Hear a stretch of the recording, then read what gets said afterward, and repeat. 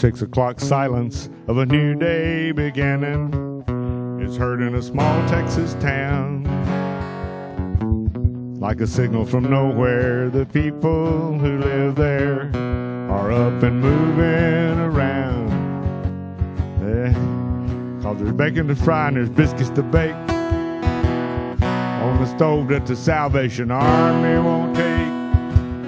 You open the window and you turn on the fan, cause it's hotter than hell when the sun hits the land.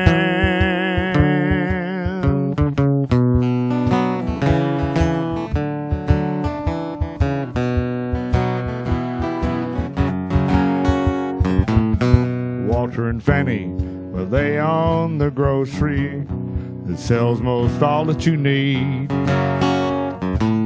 They've been up and working since early this morning. They got the whole village to feed. They put out fresh eggs, throw bad ones away. They rotted because of the heat yesterday. The store's all dark.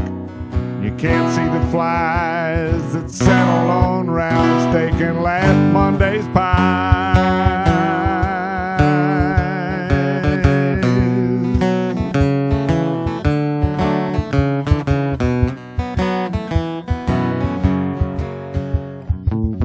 Sleepy Hill drugstore and the cafe are open.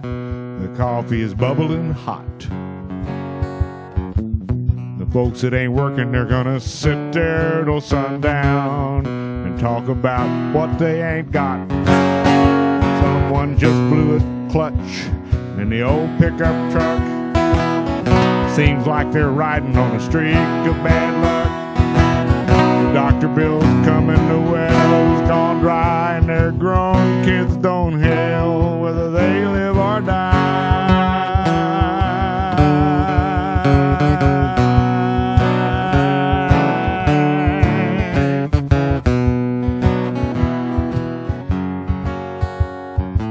Hell, I can remember when Copperell, Texas was a good place for a man to live and raise his family. Of course, that's before they closed down the cotton gin. Has it been that long ago? Seemed like only yesterday old Steve Hughes lost his arm in that infernal machine and walked all the way home bleeding to death. Then they boarded up the depot and built that new trestle out west of town, and things just haven't been the same since the train don't stop here anymore. No, the train just don't stop here anymore.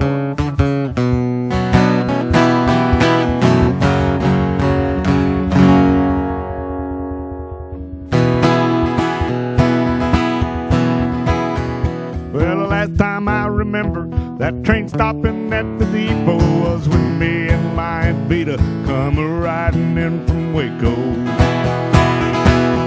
I remember I was wearing my long pants and we was sharing conversation with a man who sold ballpoint pens and paper. And the train stopped once in Clifton where my aunt bought me some ice cream, and my mom was there to greet us when the train pulled into Copperell. And how kids at night break window lights, and the sound of trains only remains in the memories of the ones like me who turned their backs on the splintered cracks and the walls that stand on the railroad land where we used to play and then run away from the depot man.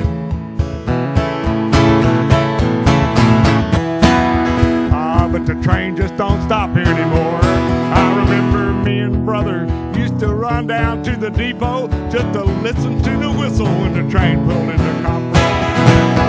And the engine big and shiny, black as coal and spitting fire, and that engineer he'd smile and say, "Howdy, how you fellas?"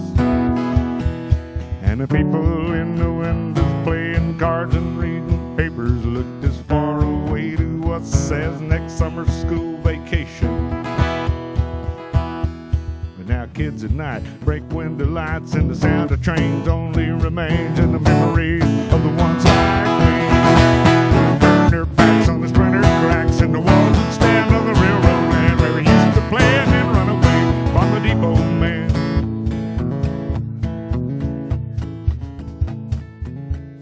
Wonder why it is you never see no young folks in Copperell. Last powder May rolls around, all them seniors graduate. They go running off to Cleburne, Fort Worth, get them a good job.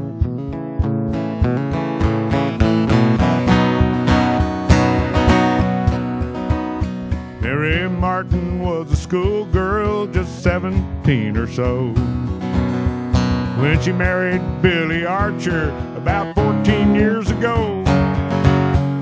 Not even out of high school, folks said it wouldn't last. But when you grow up in the country, grow up mighty fast.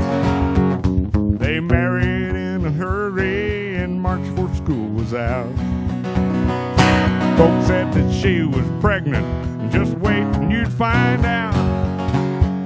Well, it came about that winter, one gray November morn.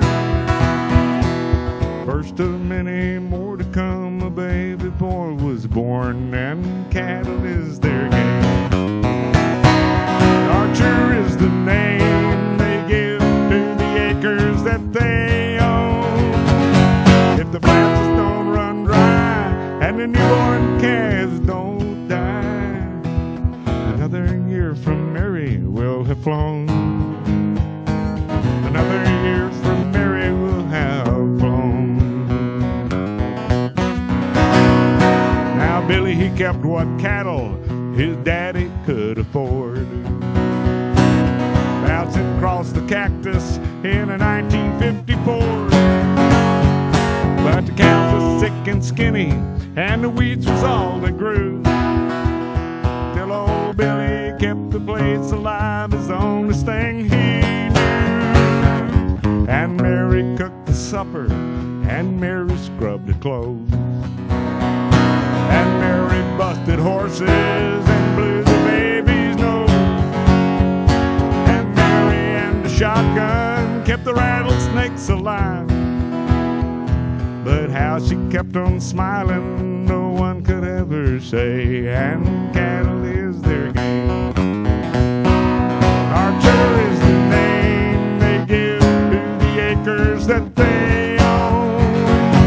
If the branches don't run dry and the newborn calves don't die, another year from Mary will have flown. Another year from Mary will have flown. Now the drought of 57, it was a curse upon the land. No one in Bosque County could give Bill a helping hand. The ground was cracked and broken, and the truck was out of gas.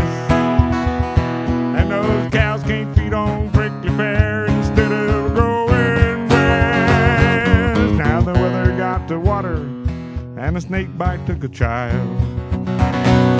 And the fire in the old barn took the hay that Bill had piled. Mortgage got to money, and the screw arms got to cows. Years have come from Mary, she's waiting for 'em now, and cattle is their game. Archer is the name they give to the acres that they own. If the branches don't run dry and the newborn calves don't die, another year from Mary will have flown. Another year from Mary will have flown.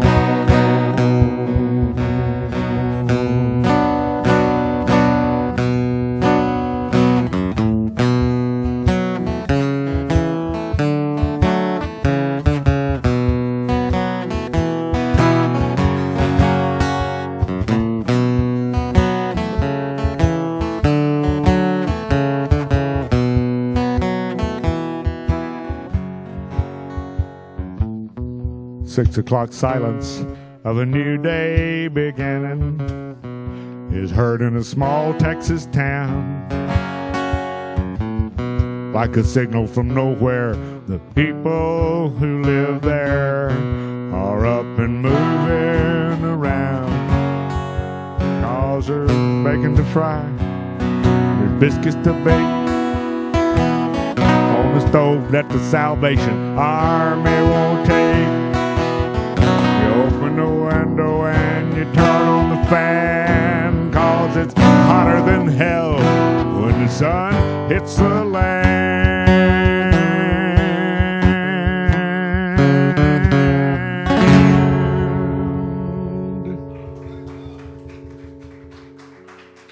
That's the Texas Trilogy by Stephen Frumholz.